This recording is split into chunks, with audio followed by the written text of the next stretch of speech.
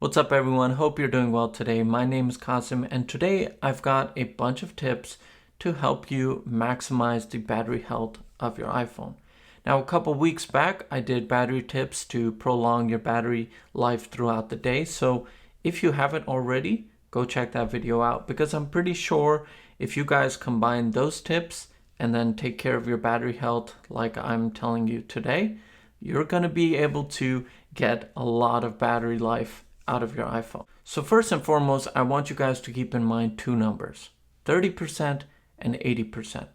See, in between these two charge levels, if you keep your phone charged in between these two and let it discharge in between these two, what's going to happen is you have really low voltage being passed onto the battery. Now this is important because low voltage actually increases the battery capacity over time. So if you're charging in between these two levels, it's charging at a very low voltage. And same thing, as your phone discharges in between these two levels, the same thing's going to happen. So as you're charging, as you're discharging, low voltage equals more charge cycles over the lifespan of your battery. So this in the long run is really going to benefit you. So what I like to do is I like to keep my phone in between these two battery levels as much as possible. Now this brings me to optimized battery charging. So these two levels are great, right? 30 to 80%, but what happens after the 80%? If you guys remember, I showed you how to turn on the optimized battery charging and I recommended using it. So what happens in optimized battery charging is that your iPhone is studying when you leave your iPhone to charge overnight. So what it'll do is it'll study your pattern, it waits for you to pick it up in the morning, and it tops off that battery right before you go to take it off the charger. The reason this is important is because past that 80%, the voltage increases. There's more stress and more load on your battery, which reduces its lifespan in the long run. So by your iPhone just using this software optimized charging, it's actually really benefiting you. I know psychologically it might feel awesome that we're at 100% all the time, but this, when it comes to the science of a lithium-ion battery, is actually not the best thing to do. So just by turning on optimized battery charging, your iPhone is going to learn when it should top off the battery, so that way it's not sitting at 100% unnecessarily. Now I know keeping our phones at 100% feels great. I mean, think about it, we're always plugged up. We get out of the house, we take it off the charger, we plug it into the car. We get to the office, we plug it in there.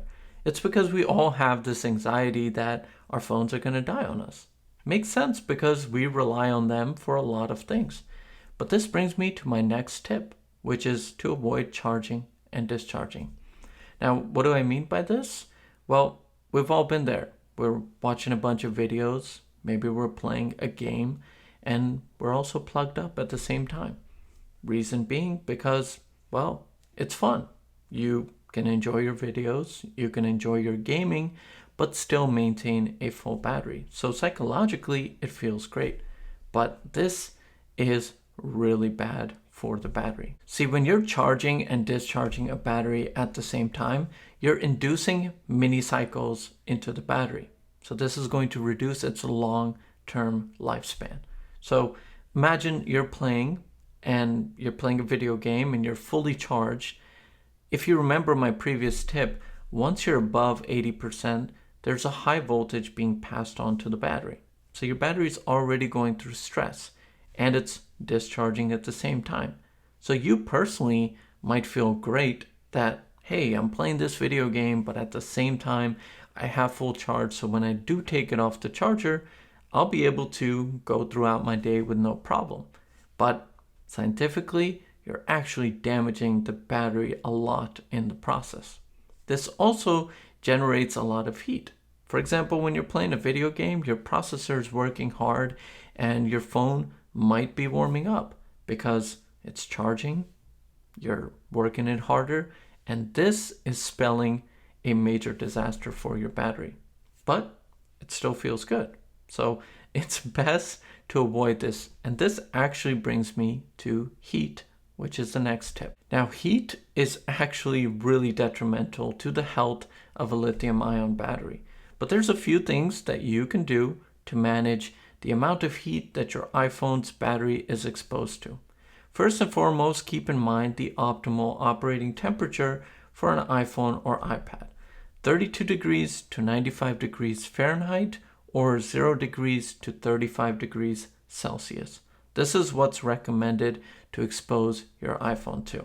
So now that previous example of you charging while playing the game makes more sense because you're charging at a higher voltage, you're working the processor in your phone, so now you've got heat, you've got a higher voltage, you're charging and discharging at the same time, inducing mini cycles, so you can imagine how much damage you're doing with just one gaming session while charging. So now that example probably even makes more sense to you guys. Imagine you're outdoors and it's 100 degrees Fahrenheit. Well, you're already in a temperature that is out of the comfort zone of your iPhone. Now let's imagine your phone is in a big bulky case and it's in your pocket. So now your body heat is adding to the general heat. It's in your pocket and you're moving around. So now your phone, just by sitting there, is being exposed to a higher heat level than it should be. Now what I like to do is use a slim case. Now I totally understand. If you're at a job like a construction job or something, or you're in a situation where you're more prone to dropping an iPhone from higher heights, you need the bulky case, and this is something that you just can't really avoid. But I think for the majority of us, a slim case and a glass screen protector on the screen, guys, is going to be more than enough to handle the falls that your iPhone's going to take. And having that slim case on your phone is just going to reduce the amount of heat it's exposed to, especially in the summer times when you're out and about. I've always loved to use my iPhones without cases, but when I have gone with a case, it's always a slim one. And one of the reasons is because I don't want to have my phone dealing with unnecessary heat issues. Now, if you do have one of those bulky cases, then you can still do a few things like take off the case when you're charging the phone, or take it off whenever the situation permits you to. For example, if you're somebody that's using one of those waterproof cases, then you could keep a regular case on your phone for everyday usage. But when you end up in situations where you know you're going to be traveling or being outdoors in the water where you want more protection for your iPhone, that's when you can throw the case on. Like I do that with my 12 Pro. On a daily basis, I don't have any case on it. But when I go out to shoot videos, I use the Light Chaser Pro Kit, and that has a little bit of a thicker case and then also a grip handle. I experienced this in Miami. I was shooting video, and because I was using the camera, I had the case on, it was hot outside, my battery depleted like crazy. So automatically you can reduce the amount of heat that your iPhone is experiencing with just having a slimmer case. Now, another thing that you guys might actually remember is, remember when the 12 mini, remember when it came out and everybody was like, wait, this doesn't charge as fast with Magsafe.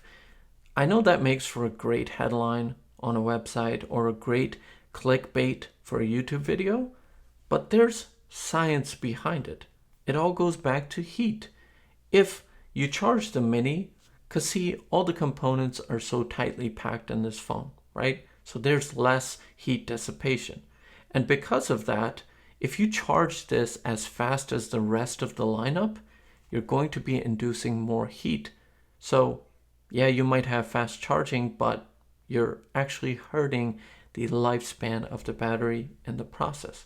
That's why this doesn't charge as fast as the rest of the iPhone 12 lineup, because naturally with the 12 Pro, the 12 Pro Max, you've got almost very identical internals, but more room for heat to dissipate. So guys, I personally use all of these tips. These are scientific tips. Like this is how lithium ion batteries work. These things are going to be beneficial or detrimental to its health. And if you just apply them, we all can't be perfect. For example, am I always at a 30 to 80% charge? No. But for majority of the time, I am. And that's why the battery health on my 12 mini almost a year later is at 99%. That is really great. For how much I actually use the battery, that is absolutely amazing. I have friends all the time that tell me that, man, a year or a year and a half, they're like, dude, my iPhone's battery drains so fast. It's because majority of us are always plugged in. Majority of us aren't paying attention to these things. We just don't know them, or we just simply don't care. What we think is best is keeping our phone at a full charge because we rely on our iPhone so much.